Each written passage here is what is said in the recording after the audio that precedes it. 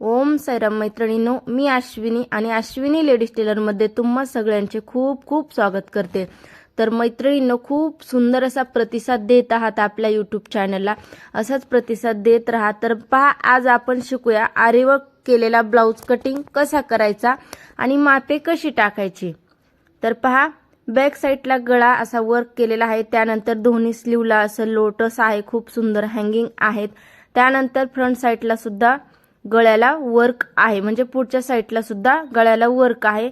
दुसऱ्या साइडचं हे हँगिंग मधलं लोटस आहे आणि गळा। आता मी तुम्हाला संपूर्ण ब्लाउज जो आहे वर्क केलेला तो दाखवते। तर पाहू शकता, अशा पद्धतीने हे वर्क आहे।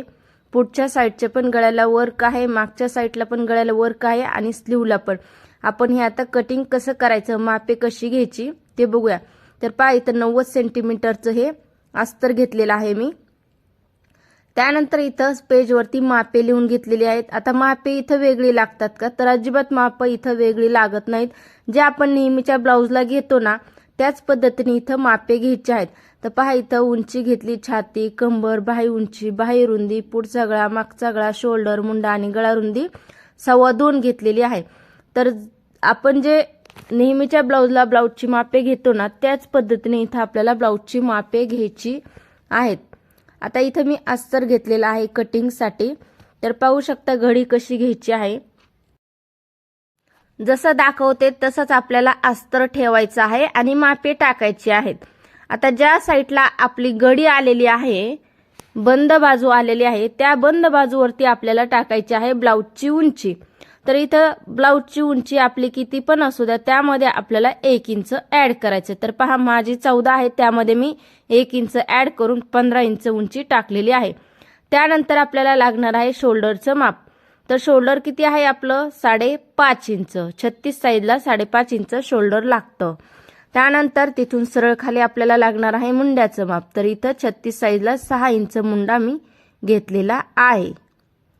इथं पण 6 इंच मुंड्याचं माप टाकून घेतलं, कारण का, तर इथं आपल्याला टाकायचं आहे आडवं चेस्टचं माप। तर थोडीशी लाईन बाहेर गेली होती, तर मी आत टाकून घेतलेली आहे।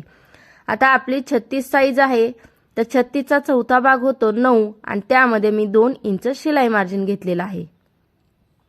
तर अशा पद्धतीने छातीचं माप टाकून घेतलं घडीचं। त्यानंतर कमरेचं पण सेम माप टाकून घ्यायचं आहे। तर 9 मध्ये 2 इंच टाकल्यावर किती येईल, 11। तर 11ची आपली इथं घडी पडलेली आहे। आता आपल्याला इथं द्यायचा आहे मागच्या मुंड्याचा आकार, तर तो द्यायचा आहे आपल्याला 1.5 इंचावरती। हे पहा, अशा पद्धतीने। त्यानंतर आपल्याला लागणार आहे गळारुंदीचं माप। तर गळारुंदी आहे आपली 2.25। हे पहा, अशा पद्धतीने गळारुंदी टाकलेली आहे। तर इथं आपला बॅकचा गळा दाखवते मी वर्क मधला। तो गोल गळा आहे आणि जो गोल गळा वर्क केलेला आहे तो आहे आपला 10.5 इंचाचा। तर हा गळा जो आहे तो आपल्याला इथं आताच टाकायचा नाही, तो टिचिंग वेळी आपल्याला टाकायचा आहे। आता जसं आपण ड्राफ्टिंग केलंय, जसं आपण आखून घेतलंय, तसंच आता आपल्याला हे कटिंग करून घ्यायचंय।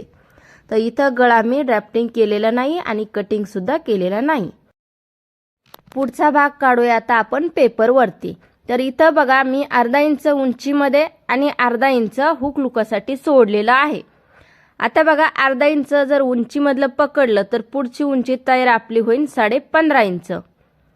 त्यानंतर अर्धा इंच सोडून द्यायचं हुकासाठी घेतलेलं आणि तिथून पुढे आपल्याला टाकायचं आहे शोल्डरचं माप 5.5 इंच। त्यानंतर मुंड्याचं माप टाकायचं आहे 6 इंच। हे पहा, ओके। त्यानंतर इथं पण मी 6 इंच टाकून घेतलं मुंड्याचं माप। आता इथं बघा, 11ची आपली घडी होती, तर 11 इंच इथं मी टाकून घेतलं आडवं, ओके। त्यानंतर पुढचा जो मुंड्याचा आकार द्यायचा आहे तो द्यायचा आहे आपल्याला 1 इंच वरती। हे पहा, अशा पद्धतीने, ओके। त्यानंतर बघा, इथं आपल्याला टाकायची आहे गळारुंदी 2.25 इंच। त्यानंतर पुढचा गळा 6 आहे, त्यामध्ये अर्धा इंच ऍड करायचं आणि इथं 2.5 इंच गळारुंदी टाकायची।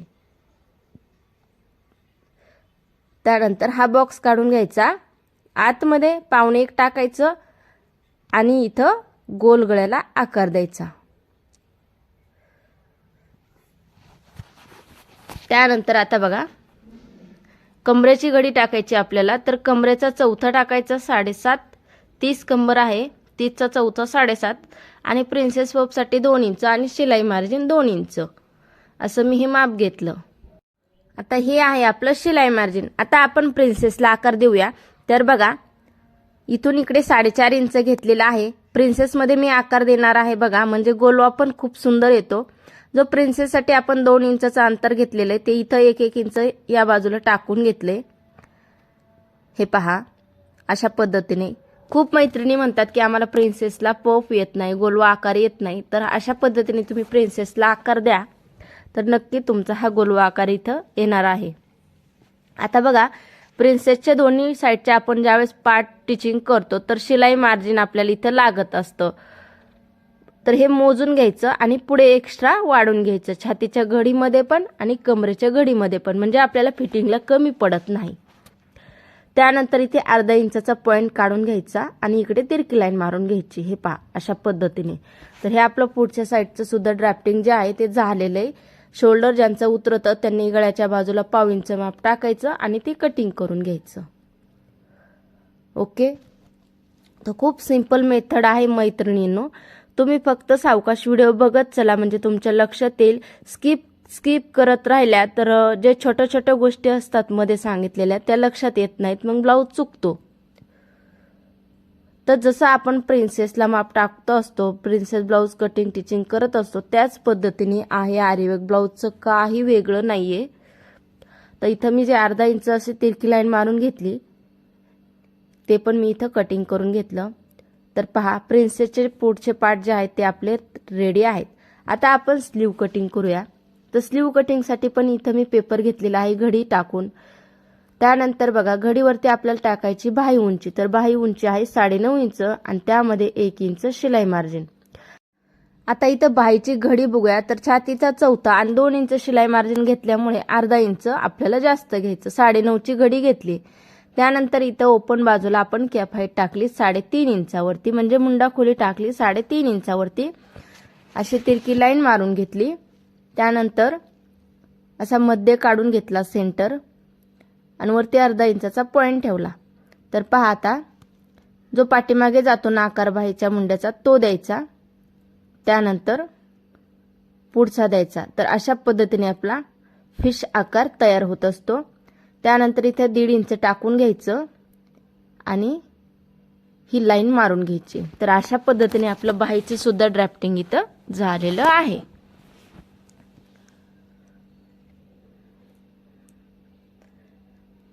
तर पहा बॅकचं कटिंग केलेलं आहे. आता घडी ओपन केलेली आहे. इथं खूप जणींची चूक होती, त्या मैत्रिणींसाठी ही जी गोष्ट आहे ती लक्षात ठेवा.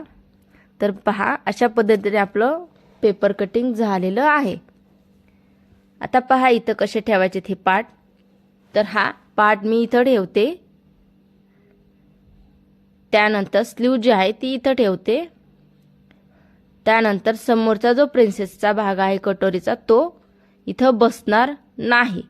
तर ज्यावेळेस हे दोन्ही बाही आणि समोरचा पार्ट कटिंग करून घेऊ आणि हे उरलेलं कापड आहे ते घडी घालून घेईल, त्यावरती हा प्रिन्सेस कटोरीचा पार्ट ठेवून कट करून घेणार. तर पहा अशा पद्धतीने आपण हे कट करून घेतलेलं आहे. आता हे इथं कसं ठेवायचं बघा. स्लीव वरती स्लीव बरोबर ठेवायचे आहे. वर्क केलेलं जे लोटस आहे, कमळाचं फूल आहे ते एकदम व्यवस्थित, आणि गळ्यावरती गळा सुद्धा असा एकदम परफेक्ट ठेवायचा आहे. त्यानंतर बघा ही स्लीव आपल्याला एकदम असं मध्ये काढून बरोबर मध्यभागी बरोबर एकदम परफेक्ट ठेवायचं आहे. कारण जे लोटसचं आहे आपलं फूल जे आहे ते एकदम मध्यभागी आलं पाहिजे, अशा पद्धतीने स्लीव ठेवायची आहे. त्यानंतर गळा हा अशा पद्धतीने ठेवायचा आहे, मागचा पार्ट गळ्यावरती. त्यानंतर फ्रंट साईडचं हे आपल्याला हे पहा अशा पद्धतीने इथं ठेवायचं आहे. ओके. त्यानंतर बघा आता हे कटिंग करून घेते. आता थोडं थोडं साईडने एक्स्ट्रा ठेवणार आहे आणि कट करून घेणार आहे. हे दोन्ही साईडचे आपले हे पार्ट इथं रेडी आहेत कटिंग करून. आता हे पार्ट कटिंग करून घेते मी. आपला प्रिन्स कटोरीचा समोरचा पार्ट ठेवायचा बाकी आहे. अगोदर वर्क जे केलेलं होतं ते कटिंग करून घेतलं. तर बघा इथं कापड भरपूर शिल्लक आहे. त्यामध्ये मी जो समोरचा पार्ट आहे एक शिल्लक राहिलेला तो ठेवणार आहे. अगोदर वर्क केलेले पार्ट कटिंग करून घ्यायचे असतात. तर पाहू शकता अशा पद्धतीने इथं ठेवलेला आहे हा भाग आणि हा भाग इथं मी कटिंग करून घेतलेला आहे.